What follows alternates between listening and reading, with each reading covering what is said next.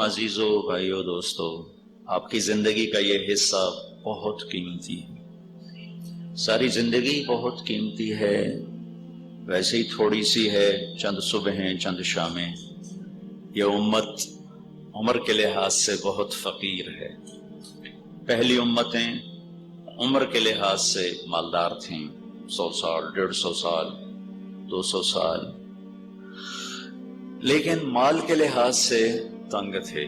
یہ امت مال کے لحاظ سے ان سے بہت آگے ہے اور عمر کے لحاظ سے بہت فقیر ہے۔ وہ جو شاعر نے کہا تھا، عمر دراز مانگ کر لائے تھے 4 دن بہادر شاہ نے، 2 آرزو میں کٹ گئے 2 انتظار میں۔ یہ ہماری کہانی وہی ہے اس امت کی۔ یہ سب سے پیک ٹائم ہوتا ہے، کھیلنے کودنے خوشی، لیکن آپ پڑھائی کے جکڑن میں پھنسے ہوئے۔ اس سے نکلتے نکلتے ایک عمر بیتے گی، آپ کے ہاتھ میں ایک پرزہ آئے گا، ایک کاغذ ہوگا، اور آج کل ایسے کاغذ ہر چوتھے لڑکے کی جیب میں ہیں، نہ جاب ہے نہ شوق ہے، پھرتے ہیں خار میر کوئی پوچھتا نہیں، اس عاشقی میں عزت سادات بھی گئی۔ تو 40 سال کی عمر میں جا کر اگر کسی کو کچھ ملنا ہوتا ہے تو اس کے آثار پیدا ہوتے ہیں عام طور پر۔ 40 سال کے بعد زندگی کی بیشتر ڈور لپٹ چکی ہوتی ہے۔ ایک ڈاکٹر مجھ سے کہنے لگے، بڑے مالدار، کہ میری دولت کا مجھے کیا فائدہ؟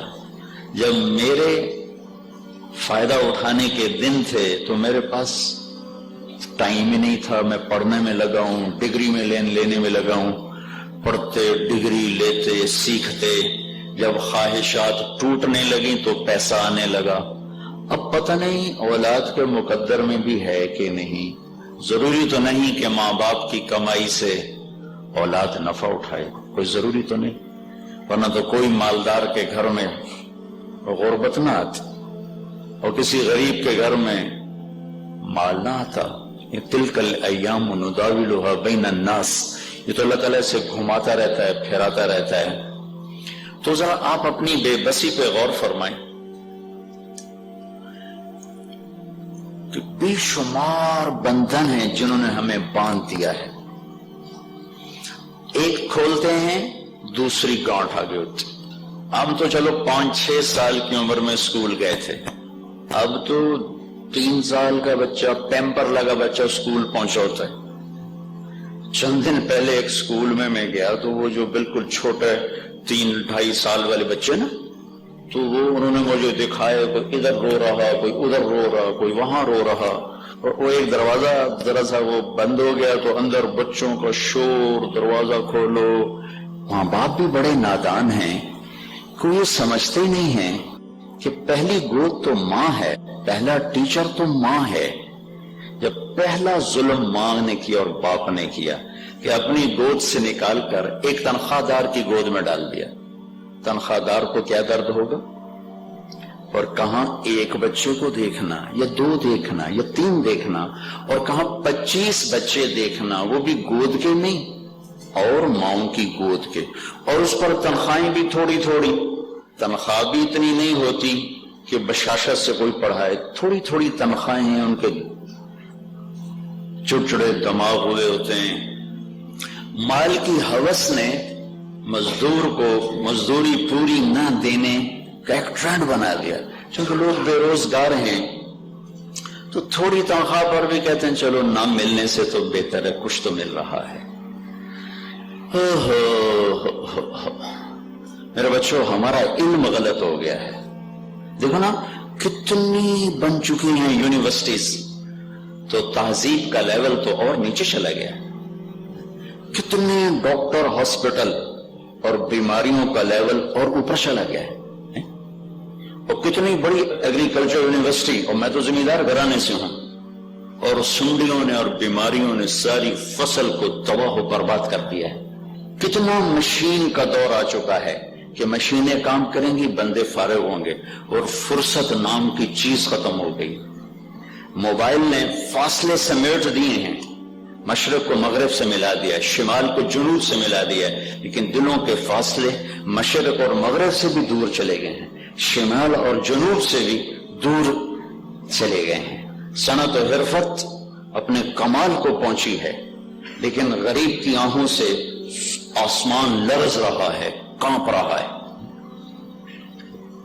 تعلیم کے نام پر لاکھوں ادارے ہیں، لیکن عزت داروں کی عزتیں برباد، پگڑیاں اچھل رہی ہیں، چادر عزت کی تار تار ہے، اور انسانی شکل میں درندوں سے دیس بھر چکا ہے۔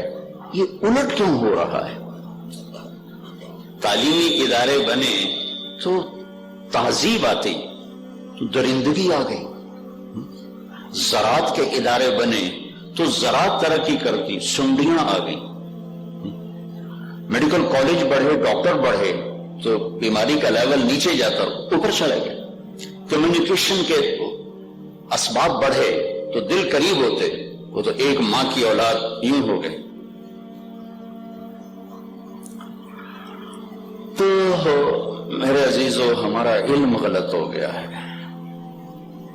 میں آپ کو دیکھ کر نا مجھے رحم آتا ہے کہ جس چیز نے آپ کو انسان بنانا ہے وہ یہ نہیں جو آپ پڑھتے پھر رہے ہو، وہ محمد مصطفیٰ صلی اللہ علیہ وسلم کی زندگی ہے، قرآن ہے، حدیث ہے۔ ماں باپ نے بھی قرآن اور سیرت کو گھر سے نکال دیا، اور اسکولوں میں بھی قرآن اور سیرت کو باؤنڈری سے نکال دیا، تو اب آپ کو انسانیت بتائے گا کون؟ کیا معیار ہے انسان کسے کہتے ہیں؟ کیا پیمانہ ہے؟ چونکہ اگر ہم اپنی عقل پر سوچیں گے تو ہر آدمی کی عقل تو جدا جدا ہے، سوچ جدا جدا ہے۔ اب میں افریقہ سے ہو کے آ رہا ہوں، وہاں خوبصورتی کا معیار گورا ہونا نہیں ہے، سیاہ کالا ہوئے تو کالا بھی ہیں جی میں کالی رات ہوئے تو وہ بڑا سونا بندہ ہے۔ تو اگر ہم اپنی ترجیحات کو معیار بنائیں تو زمین میں فساد ہو جائے گا۔ لو یطیعکم فی کثیر من الامر لعنتم، میرا اللہ کہہ رہا ہے کہ اگر میرا نبی تمہاری ماننے شروع کر دے تو تم تو خود تباہ ہو جاؤ گے، میرے نبی کو تو کچھ نہیں ہوگا، تم تباہ ہو جاؤ گے۔ پیمانہ انسانیت بنانے والے کو پتہ وہ اللہ ہے، چونکہ اللہ میرا خالق ہے، آپ کا خالق ہے۔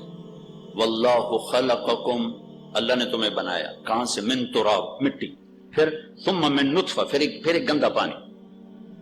تو بنانے والے کو اپنی چیز کا زیادہ پتہ ہوتا ہے۔ اب میں ایک اچھا انسان بن کے چلوں، پوری دنیا میں اس کی ترجیحات الگ الگ ہیں، پوری دنیا میں اس کے معیار الگ الگ ہیں۔ اب مسائے مارا، وہ میں کینیا میں ابھی ہماری جماعت ہو کر آ رہی، تو میں ایک دن کے لیے جنگل لے گئے۔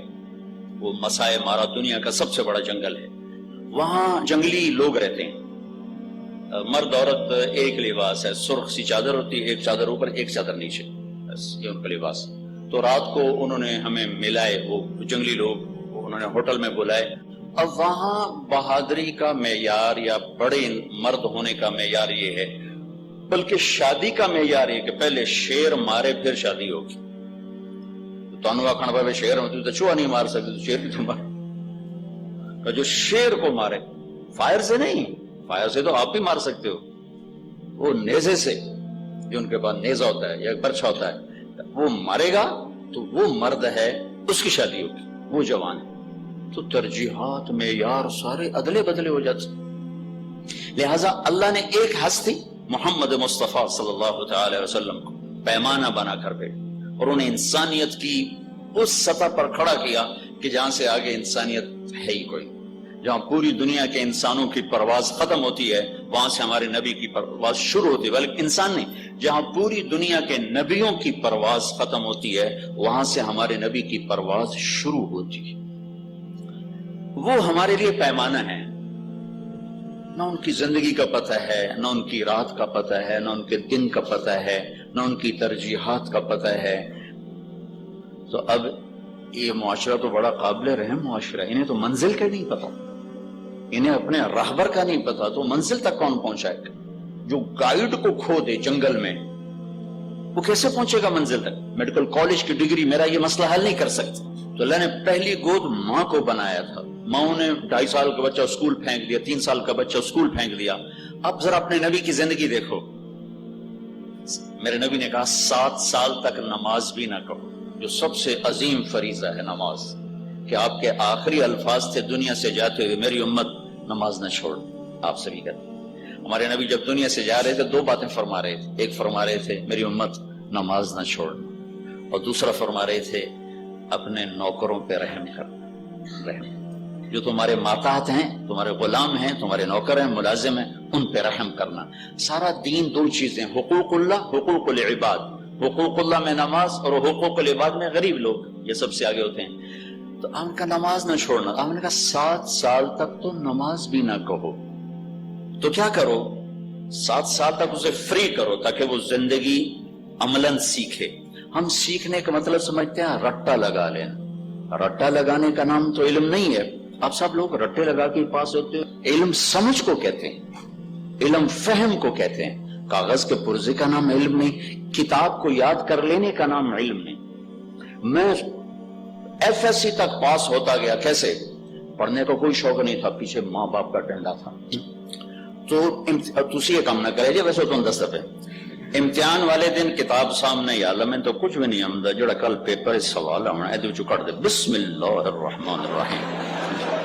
کتاب کھول کے 2 صفحے ادھر پڑھے، 2 ادھر پڑھے، پھر دوبارہ بند کر دی. اچھا حافظہ میرا اچھا تھا، میں پڑھ کے مجھے یاد ہو جاتا تھا. پھر دوبارہ یا اللہ دیکھنا میں کچھ نہیں آمدی، کل جو آمنا ہے کٹ دے بسم اللہ الرحمن الرحیم. میں کو یہ کام 15-20 دفعہ کر کے فارغ ہو جاتا ہوں. میں ہمیشہ، میں 8ویں میں سینٹو ماڈل اسکول میں 2nd آیا، تو میرے کلاس جو انچارج تھے نا محمد علی صاحب مرحوم، انہوں مجھے شاباش دیں گے، میرے کان پکڑ لی. وہ تو پڑھتا تھا ہے نہیں تو نمبر کتوں لے نقل ماری؟ میں کہا استاد جی نقل کوئی نہیں ماری، بلکہ رب نے میرا سبب بناتا ہے. وہ لگ گیا، تکا لگ گیا میرا. تو اب مجھے بھی پڑھا لکھا کہو گے؟ جو رٹا لگا لیتا دبا دب لگا ہوا لگا وہ کہتا میں بھی پڑھا لکھا ہوں. ان میں سے کوئی چیز بھی علم نہیں. علم فہم کا نام ہے، علم شعور کا نام ہے.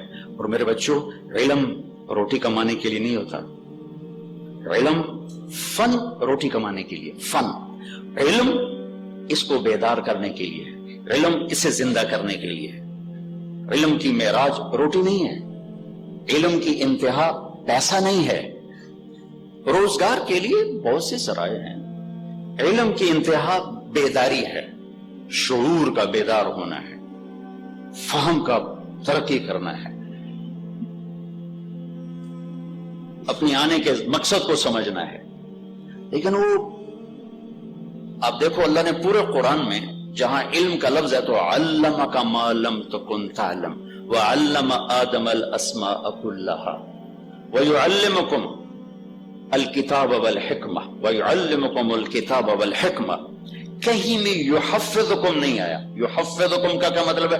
تمہیں رٹا لگواتا ہے، تو انہوں سمجھ آوے نہ تو پڑھی جاؤ، یاد کیتی جاؤ، کوئی نہ کوئی سوال تو آئی جاوے گا. اس کا نام علم نہیں. علمہ اس طرح بات پیش کرنا کہ سارے دماغ کے طبق روشن ہوں اور سارے جسم میں وہ معلومات سرایت کر جائیں اور وہ علم اور یہ ذات ایک چیز بن جائیں. اس کو علم کہتے ہیں. علم کتاب کے یاد کرنے کو نہیں کہتے. 7 سال تک فرمایا کچھ نہ کہو. کیوں؟ تاکہ یہ بچہ فری ہو کر زندگی سیکھے، زندگی، معاشرت سیکھے، اخلاق سیکھے، کردار سیکھے، ماں کو دیکھے ماں کیا کر رہی، کوئی بوجھ نہیں، کوئی بوجھ نہیں. وہ آپ دیکھو نا، یہ اسکول میں صبح جاتے بچے تو لگتا ہے جی چھوٹے چھوٹے مزدوراں نے بوریاں چاہیے ہوئی ہیں نا، کوئی کنک دی بوری، کوئی چاول دی بوری. یہ علم ہے، کاروبار ہے. کتابوں والوں نے اپنا کاروبار چمکایا ہوا ہے. جس نے ساری دنیا کو علم سکھانا تھا انہوں نے فرمایا 7 سال تک کچھ نہ کہو. تو کیا کرو؟ گود دو، ٹائم دو. نصیحت نہیں، وہ آپ کا عمل دیکھے گا.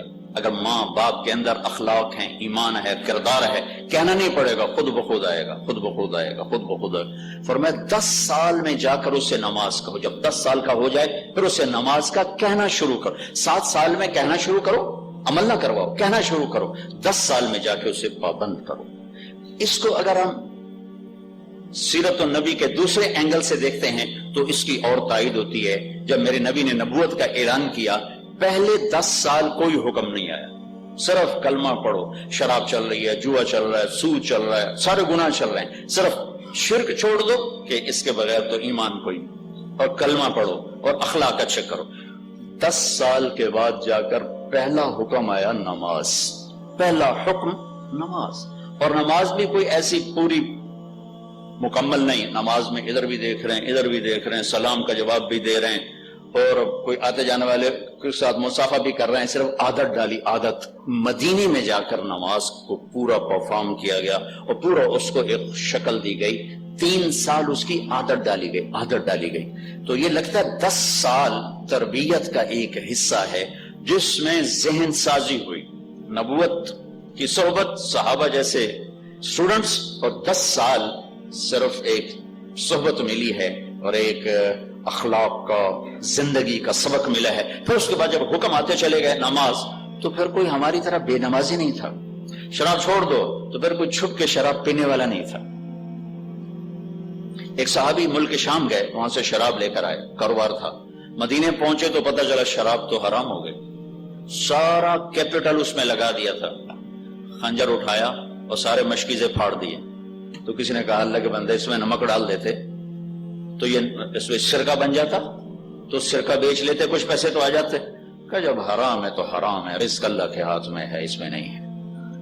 جوا چھوڑ دو تو ایک آدمی جوا کھیلنے والا نہ بنا. روزہ رکھو تو ایک آدمی روزہ چھوڑنے والا نہیں تھا. پردہ کرو تو ایک عورت پردے سے باہر نہیں. رات کو حکم آیا تھا پردے کا, رات کو کسی کو پتا چلا, کسی کو نہیں چلا. تو فجر کی نماز میں جب مستورات آئیں تو ایک عورت اسی طرح آئیں بغیر پردے کے, دوسری تھی چادر میں. پردے کا مطلب یہ برقع نہیں جو ہمارا گھر جسم ڈھانپنا, چہرہ ڈھانپنا, اس کا نام پردہ ہے. چاہے چادر سے ڈھانپے, چاہے برقعے سے, چاہے سفید برقع, چاہے کالا برقع, کوئی بھی رنگ ہونا چاہیے. تو انہوں نے کہا تمہیں کیا ہوا؟ کہا تمہیں خبر نہیں؟ کہا نہیں. کہا رات کو پردے کا حکم آیا. اچھا. تو نماز کے بعد ایک بچے کو بولا کہ گھر بھیجا کہ جب چادر لے کر آؤ. تو وہ گھر گئے, چادر لائے, وہ کور کر کے اپنے آپ کو گھر پہنچی. تو گھر والوں نے کہا کہ اتنی کیا مشقت اٹھائی, تمہیں تو پتہ ہی وہاں چلا تھا, تو آ کے شروع کر دیتی. تو انہوں نے فرمایا اللہ کا حکم معلوم ہونے کے بعد میری ہمت نہیں پڑی کہ اس کے خلاف کروں. یہ وہ 10 سال کی ٹریننگ ہے, 10 سال کی ٹریننگ. جب بچے نے ٹریننگ دینی ہوتی ہے, ہم اسے ABC میں پھنسا دیتے ہیں. آج کل کے ماں باپ کی انتہا بھی ہے کہ ہمارا بچہ پیسہ کمانے والا بنے, بڑی ڈگری ہو, پیسے والا ہو, پڑھے اس کی بلے بلے ہو. اور تم سب کے ذہنوں میں بھی یہی بت بیٹھے ہوئے ہیں کہ ایک گاڑی آگے ہو, ایک پیچھے ہو, ایک باڈی گارڈ ادھر ہو, ایک ادھر ہو, 22واں گریڈ تک ملے. ہاں ہمارے نا تلمبے میں ایک پروفیسر تھے, بیچارے غریب سے, لیکن وہ پڑھتے پڑھتے پڑھتے وہ 20ویں گریڈ تک چلے. تو اسکول تلمبے جیسے شہر میں 20واں گریڈ کسی کو مل جائے بہت بڑی بات تھی. ان کا بچہ دکاندار سے نا, سبزی والے سے کچھ بھاؤ تاؤ میں اونچ نیچ ہوئی, وہ سبزی والا اس کی پٹائی کر, اس نے جا کے باپ کو بتایا. باپ نے تھانے میں اس کو پکڑوا لیا. اب وہ بھی آ گیا ان پڑھ بندہ, وہ ہر تھوڑی دیر بعد کہ میں 20ویں گریڈ کا افسر, اس نے میرے بچے کی پٹائی کر. پھر تھوڑا میں 20ویں گریڈ کا افسر. وہ سنتا رہا. وہ جڑا ہے سبزی والا, وہ سارا دن کریٹ بیچتا تھا, ٹماٹر دا کریٹ, کدو دا کریٹ, انار دا. آخر وہ بول پڑا, کہندا جناب صاحب جی اے پتہ نہیں کیا 20 کریٹ تے ٹماٹر تے میں روز بیچ دینا, اے پتہ نہیں کہڑے 20 کریٹاں دی گل کیتی جاندا, 20 کریٹ 20 کریٹ 20 کریٹ. ہائے ہائے ہائے ہائے. پھر بچہ اسکول آتا ہے, اسکول نے کہاں قرآن بتانا ہے, ٹیچر میں وہ کہاں درد ہوگا. پھر ہمارے چھوٹے اسکولوں میں مار پٹائی مار پٹائی مار پٹائی, رٹے لگاؤ رٹے لگاؤ. بچے کی فطرت ہی مسخ ہو کے رہ جاتی, اس کی اپنی پنپنے کی جو چیزیں ہوتی ہیں وہ زیرو ہو جاتی. پھر ماں باپ کا یہ کتنے گریڈ لیے, فرسٹ آئی کہ نہیں ہے, فرسٹ آنا ہے, فرسٹ آنا ہے, فرسٹ آنا ہے. اس ٹیچروں کو آ کے بےزتی کرتے ہیں, میرے بچے کے نمبر تھوڑے کیوں آئے, میرے بچے کے نمبر تھوڑے کیوں آئے. وہ بھیا ان سے یہ پوچھتے کہ بیٹا آج آپ نے کسی کو گالی تو نہیں دی, آپ کسی سے لڑے تو نہیں, آپ نے کسی کو دکھ تو نہیں پہنچایا, آج آپ نے کسی کی خدمت کی, کسی کو سکھ پہنچایا, کسی مصیبت زدہ کی مدد کی. وہ پوچھتے ہیں تیرے نمبر کتنے آئے, تیرے گریڈ کتنے آئے, تیرے اے کتنے, تیرے بی کتنے, تیرے سی کتنے. تو بچے کی ساری دنیا میں وہ ABC سما جاتا ہے, انسانیت نکل جاتی. اور ABC سما جاتا، نہ اسے اللہ یاد ہے، نہ آخرت یاد ہے، نہ رسول یاد۔ پھر جب وہ کسی عہدے پر آتا ہے تو اس نے انسانیت تو سیکھی نہیں، پھر وہ ایک وائٹ کالر کا لٹیرا ہوتا ہے۔ جو میرے پاکستان کے دفتر بھرے پڑے ہیں، بازار بھرے پڑے ہیں، کہ اس کے اندر انسانیت نہیں ہوتی۔ یہاں ایک پتھر کا دل ہوتا ہے جو دھڑکنا جانتا ہے، کسکنا نہیں جانتا،